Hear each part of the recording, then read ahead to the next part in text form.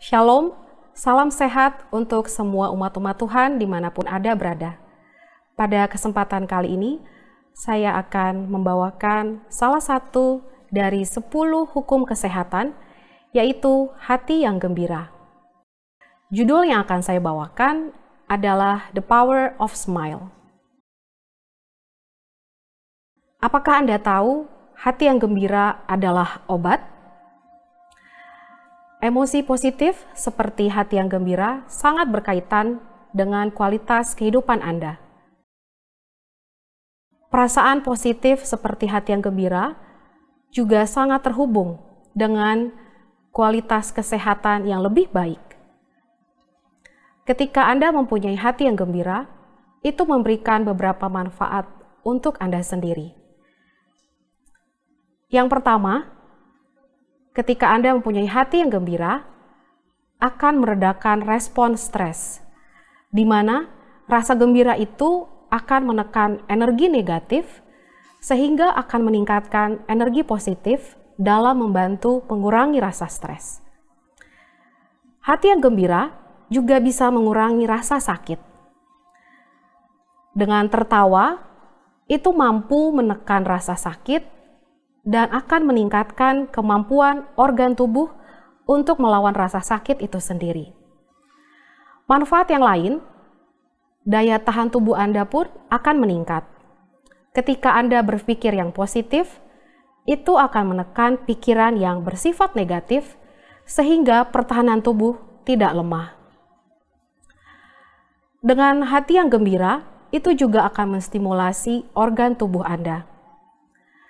Dan yang pasti, ketika Anda memiliki hati yang gembira, itu adalah salah satu kunci keberhasilan hidup yang mengawali dengan sebuah senyum yang tulus dari dalam hati. Apakah Anda pernah dengar Duchenne Smile? Kita bisa artikan dia dengan genuine smile, atau mungkin kita biasa juga dengar dengan kata real smile. Duchenne Smile berasal dari seorang ahli saraf pada abad ke-19 yang berasal dari Prancis. Dia menyatakan, ketika Anda memiliki senyum yang baik, senyum yang sempurna, ada 2 otot pada wajah yang akan berfungsi dengan baik. Otot zygomaticus major mengangkat sudut mulut, dan juga ada otot orbicularis oculi, di mana saat otot ini bekerja akan mengangkat kedua pipi sehingga sudut mata akan berkerut. Kita bisa lihat pada foto ini, senyum Barack Obama sangat sempurna karena kita bisa lihat ada kerutan di sudut mata, ada juga sudut bibir yang terangkat. Foto lain juga kita bisa lihat pada pria dan wanita ini. Secara sepintas kita bisa melihat tidak ada perbedaan senyum yang mereka berikan. Tapi kalau kita melihat sudut mata yang berkerut dan sudut mulut juga yang terangkat, kita bisa melihat ada perbedaannya.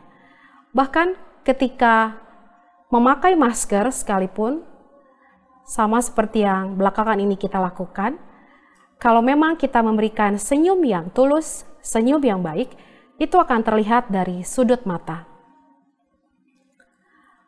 Senyum itu sendiri pasti mempunyai banyak manfaatnya. Senyum adalah ekspresi wajah pertama manusia. Dan ketika Anda tersenyum, ada 26 otot di wajah yang bergerak dan berfungsi dengan baik. Dan walaupun Anda memaksakan untuk tersenyum di saat sedih, itu pun bisa memperbaiki mood. Bahkan dengan tersenyum, 70% orang mampu menilai senyuman Anda itu membuat wajah lebih rupawan ketimbang riasan yang Anda sedang pakai. Dalam kesehatan, senyum pun mempunyai manfaat, yaitu mampu menurunkan tekanan darah dalam tubuh. Dan dengan tersenyum, kadar endorfin akan meningkat dan juga akan menurunkan level stres. Dan ketika Anda tersenyum juga, pastinya neuron di otak akan tersinkronisasi sehingga akan membuat orang menjadi tertular. Dan itu akan membuat efek yang sangat baik untuk orang yang melihat senyum kita. Tapi ketika ada orang yang mungkin tidak mampu atau tidak bisa tersenyum dengan baik, sebenarnya apa yang terjadi? Mungkin bisa saja mereka mempunyai masalah dalam kesehatan gigi dan mulutnya. Kita bisa lihat di sini beberapa masalah-masalah kesehatan yang mungkin Anda sedang alami. Ada 3 besar masalah yang biasanya dialami oleh orang yang mungkin itu yang akan membuat orang tersebut tidak mudah untuk tersenyum dengan baik. Kita akan pelajari satu-satu. Yang pertama, kalkulus. Kita sering dengar dengan kata karang gigi. Apa itu kalkulus? Kalkulus adalah penumpukan sisa makanan yang menebal, mengeras, dan warnanya hitam kecoklatan. Apakah itu sangat mengganggu? Pastinya. Yang pertama, biasanya akan menyebabkan bau mulut. Lalu akan menyebabkan juga jaringan di sekitar gigi atau gusi Anda pun terganggu dengan adanya sebuah peradangan. Apakah ini bisa disembuhkan atau dihilangkan? Tentu saja bisa. Caranya adalah melakukan tindakan scaling atau pembersihan karang gigi. Tindakan scaling menggunakan alat scaler, di mana cara kerjanya adalah elektrik dan gerakannya adalah bergetar. Biasanya ketika Anda selesai melakukan tindakan ini, untuk beberapa hari ke depan, kondisi dari gusi Anda akan terbuka dan itu akan menyebabkan sensitif terhadap makanan atau minuman yang dingin atau juga makanan yang manis atau asam. Dan sebaiknya Anda melakukan tindakan ini 6 bulan sekali atau maksimal 1 tahun melakukan 1 kali tindakan scaling. Bagaimanakah cara mencegahnya? Pastinya harus menyikat gigi dengan baik dan benar. Dari 93,8% orang Indonesia yang menyikat gigi, hanya 2,3% yang menyikat gigi dengan baik dan benar.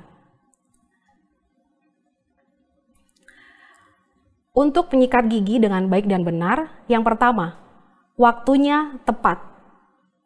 Pasti kita tahu semua bila menyikat gigi 2 kali sehari, pagi dan malam. Pagi hari setelah sarapan dan kalau malam sebelum tidur. Pada pagi hari sebaiknya setelah sarapan dan diberikan jeda sekitar 30 menit setelah sarapan. Karena dalam 30 menit itu terjadilah proses pembusukan makanan. Sehingga setelah itu adalah waktu yang tepat untuk membersihkan gigi dengan baik dan benar, bukan setelah bangun tidur atau saat kita mandi. Dan pada malam hari dilakukan sebelum tidur. Lalu bagaimana cara yang benar? Cara yang benar adalah menggosok dari gusi ke gigi. Dan berapa lama untuk menyikat gigi yang baik dan benar? Sikatlah gigi Anda 2 menit dan dilakukan 15 detik per regio. Lalu apa yang harus Anda lakukan dengan menyikat gigi? Pakailah pasta gigi yang mengandung kadar fluoride. Dan pakailah sikat gigi dengan kepala atau ujung kepala yang kecil dan sikatnya yang soft atau halus. Dan sebaiknya gantilah sikat gigi Anda kurang lebih 3 bulan sekali. Jadi kalau sudah ditemukan bentuk sikat gigi yang sudah tidak beraturan, hendaknya segera diganti. Dan untuk bayi, bersihkanlah gigi dan gusinya dengan air hangat, lalu menggunakan kasa atau cotton bud sebelum tidur. Selain sikat gigi, sebelumnya bisa dilakukan membersihkan gigi di tiap daerah-daerah yang sempit atau setiap gigi dengan benang khusus untuk gigi. Satu-satu diarahkan di setiap sela itu supaya sisa makanan yang tersembunyi bisa keluar, baru setelah itu disikat. Tidak hanya itu, harus juga membersihkan lidah Anda. Sikatlah dengan perlahan dan menggunakan sikat khusus untuk lidah.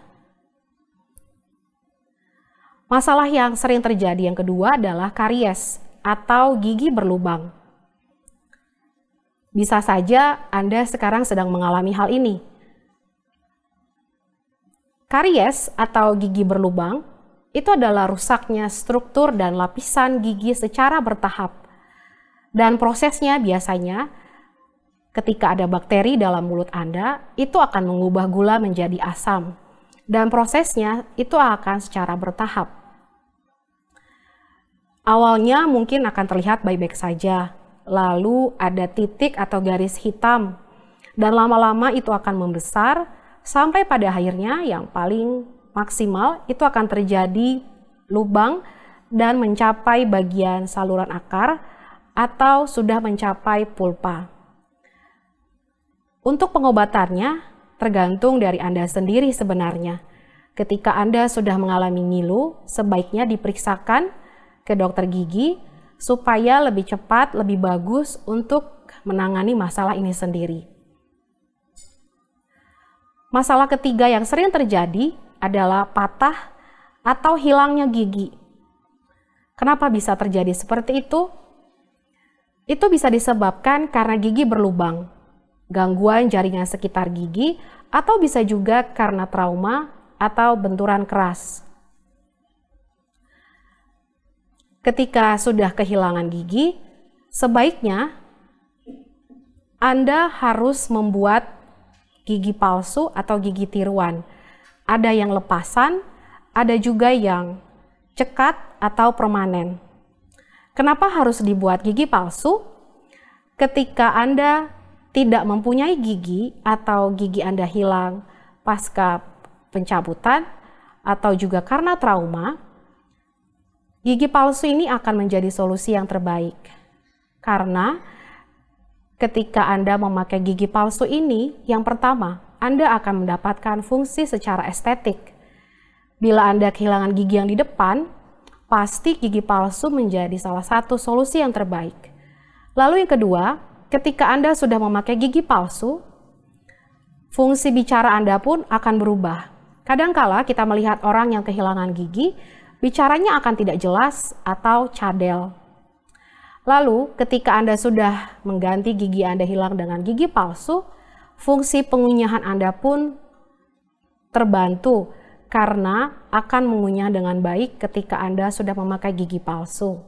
Karena kalau tidak memakai gigi palsu, lambung Anda akan mempunyai PR yang sangat besar untuk memproduksi atau mengunyah makanan yang sudah tercerna.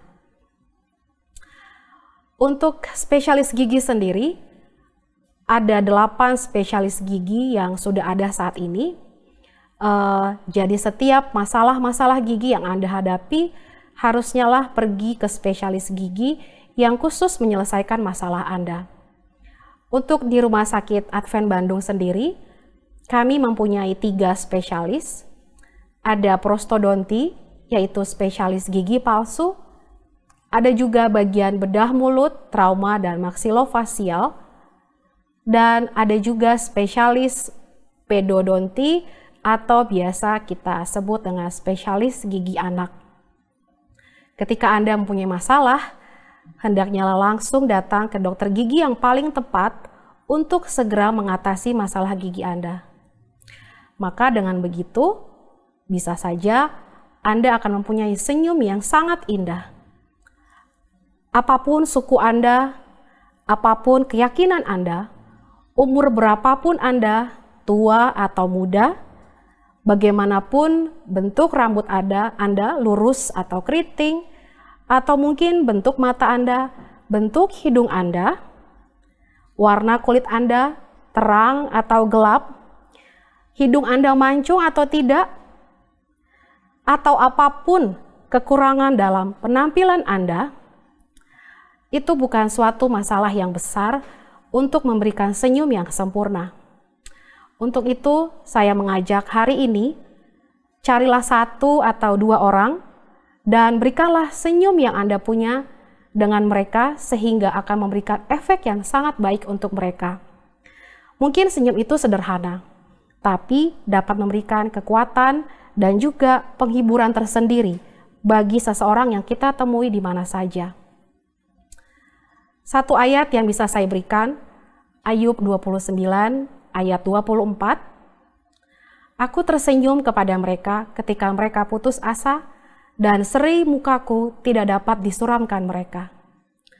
Kiranya pelajaran yang singkat ini boleh mengajak saudara-saudari sekalian untuk sama-sama membuat senyum yang indah, menjaga kesehatan gigi dan mulut Anda, sehingga itu boleh Anda tampilkan kepada semua orang yang Anda temui di mana saja.